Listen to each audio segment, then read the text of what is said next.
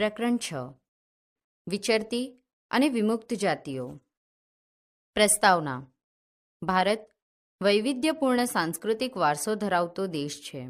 રાષ્ટ્રની ભૌગોલિક વિવિધતા જોતા સમગ્ર રાષ્ટ્રને એક સૂત્રે સાંકળવાનું ભગીરથ કાર્ય અનેક રીતે થયું છે. આપણાથી ભિન્ન ભાષા કે રહેણીકરણી ધરાવનાર પ્રત્યે પણ પોતાપણાની ભાવનાથી સંકળાઈ રહ્યા છીએ. વિચરતી અને વિમુક્ત જાતિઓ પણ આપણા સમાજનો અભિન્ન હિસ્સો છે.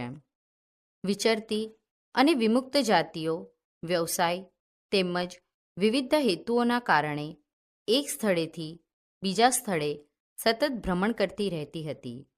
ઈસવીસન 1857ના સ્વાતંત્ર્ય સંગ્રામમાં આ જાતિઓની ભૂમિકા જોતા તત્કાલીન અંગ્રેજ સરકારે આ જાતિઓને અન્ય સમુદાયથી અલગ કરવા ઈસવીસન 1871માં ક્રિમિનલ ટ્રાઇબલ્સ એક્ટ 1871 અંતર્ગત કેટલીક જાતિઓને ખોટા આરોપ મૂકી ગુનેગાર સમુદાય તરીકે ઘોષિત કરી. આ અપપ્રચારનો ભાંડો ફૂટવામાં ઘણો સમય લાગ્યો. ભારત સરકારે સ્વતંત્રતા બાદ ઈસવીસન 1952માં આ કાળા કાયદામાંથી આ જાતિઓને મુક્ત કરતા તેઓ વિમુક્ત જાતિઓ તરીકે સન્માનભર્યું સ્થાન પામી. વિચરતી અને વિમુક્ત જાતિઓ. લાક્ષણિકતાઓ અને જીવનશૈલી. કેટલીક જાતિઓ જીવન નિર્વાહ માટે એક જગ્યાએથી બીજી જગ્યાએ સતત ફરતી રહેતી હતી, જેને આપણે વિચરતી કે વિમુક્ત જાતિ તરીકે ઓળખીએ છીએ. લગભગ સમગ્ર ભારતમાં વિખરાયેલી આ જાતિઓ નાના મોટા વ્યવસાયો કરીને જીવન ગુજારો કરતી હતી. તેમનું જીવન મોટે ભાગે વન્ય સંસાધન અને પશુપાલન આધારિત હતું. વિચરતી અને વિમુક્ત જાતિના લોકો પોતાના પશુઓ સાથે દૂર દૂર સુધી ફરતા રહેતા.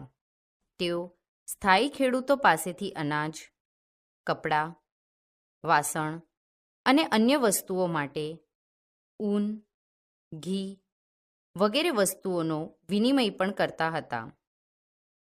કેટલીક વિચરતી જાતિઓ જાનવરો પર સામાન લાદી એક જગ્યાએથી બીજી જગ્યાએ લઈ જઈ વસ્તુઓનું ખરીદ વેચાણ કરતી હતી. કેટલીક વિચરતી વિમુક્ત જાતિઓ ઘેટા બકરા, ઘોડા, ગાય, ભેંસ, ગધેડા, ઊંટ, પાડા, બળદ વગેરેના વેપાર સાથે પણ સંકળાયેલી હતી. વિવિધ જાતિના નાના મોટા ફેરિયાઓ એક ગામથી બીજે ગામ જઈને જાતે બનાવેલા દોરડા, ઘાસની ચટાઈ અને મોટા થેલા વેચતા. કેટલીક વિચરતી વિમુક્ત જાતિઓમાં કાંગસિયા મોડવાનોનો સમાવેશ થતો હતો, જે બંગડી અને સૌંદર્ય પ્રસાધનોના વેપાર સાથે જોડાયેલા હતા.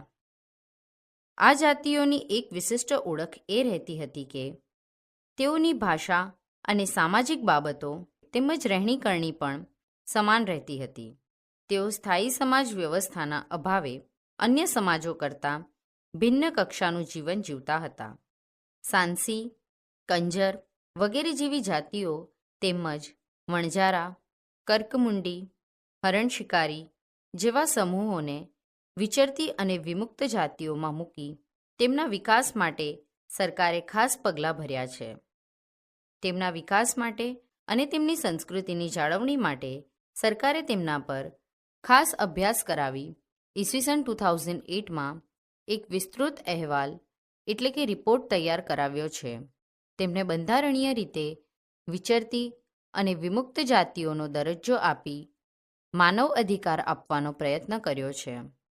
ભારતની વિચરતી જાતિઓના અઘોરી, બહુરૂપી, વણજારા, બરંડા, ભામટા, ભોવી, ચિત્તોડિયા, હેલવા, ઈરાની, જાતિગર, કોટવાડિયા, બૈરાગી, પારધી, તલવાર, કામતી વગેરેનો સમાવેશ થાય છે. ગુજરાતમાં વિચરતી જાતિઓમાં બજાણિયા, ગારુડી, વાંસફોડા, ભવૈયા, રાવળ, કાંગસિયા, ચામઠા, સલાટ વગેરે જેવી જાતિઓનો સમાવેશ થાય છે.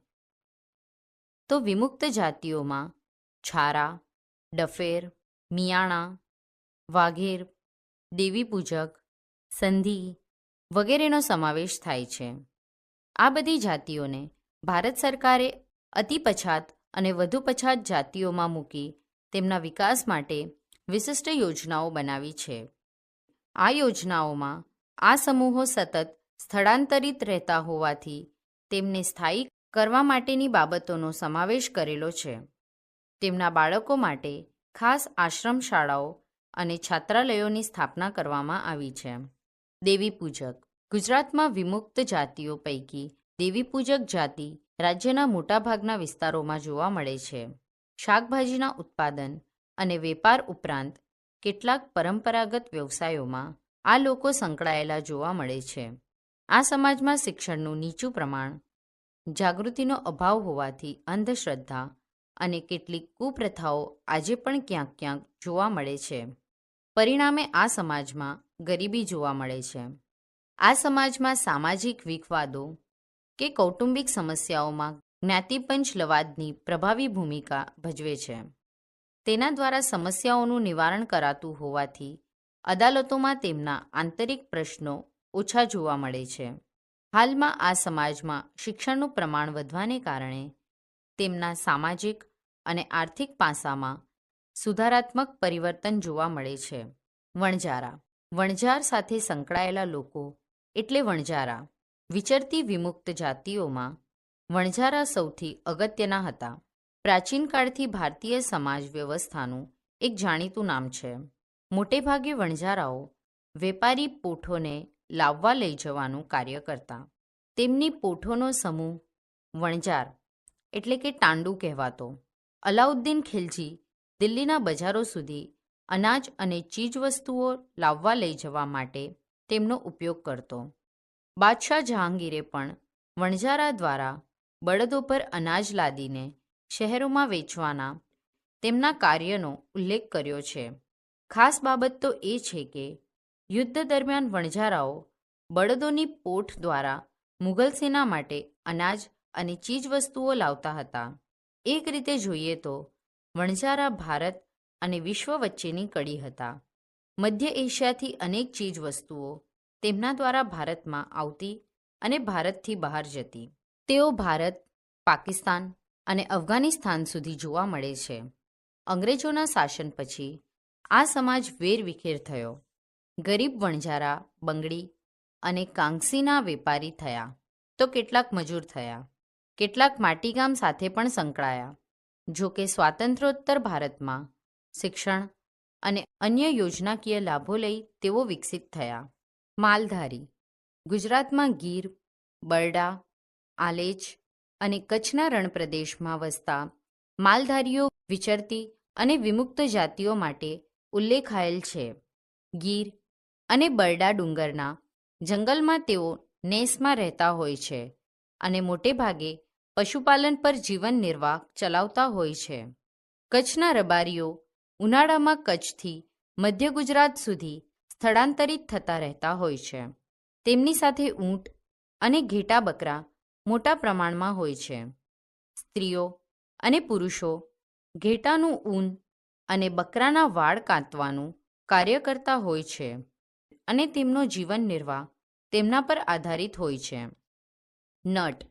આપણે ઘણીવાર બજારમાં રસ્તા પર દોરડા પર કરતબ કરતા નટ કે બજાણિયાને જોઈએ છીએ.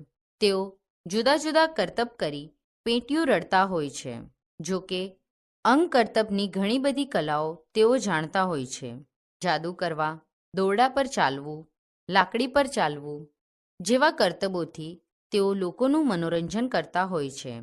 પરંતુ અશિક્ષિત અને ગરીબ હોવાથી સમાજના મૂળ પ્રવાહથી તેઓ દૂર રહેતા હોય છે. સતત સ્થળાંતરિત થવું તે પણ તેમના વિકાસમાં બાધક રહ્યું છે. હવે તો તેમનો આ પરંપરાગત વ્યવસાય પણ બંધ થયો છે અને દેશના મુખ્ય પ્રવાહમાં તેમના ભળવાનો પ્રારંભ થયો છે. કાંગસિયા અને અન્ય. વિચરતી અને વિમુક્ત જાતિઓમાં કાંગસિયા, વેડવા, મદારી, ડફેર વગેરેનો સમાવેશ થાય છે. કાંગસિયા મોટે ભાગે કાંગસી અને સૌંદર્ય પ્રસાધનો વેચવાનું કાર્ય કરતા હોય છે. તેઓ પણ એક જગ્યાએથી બીજી જગ્યાએ સ્થળાંતરિત થતા રહેવાને કારણે અને તેમના પરંપરાગત વ્યવસાય બંધ થવાને કારણે અવિકસિત પરિસ્થિતિમાં જીવે છે. આ બધી જાતિઓની જીવનશૈલી મોટે ભાગે કબીલા પ્રથા એટલે કે પરિવાર અથવા કુટુંબ પ્રકારની જોવા મળે છે.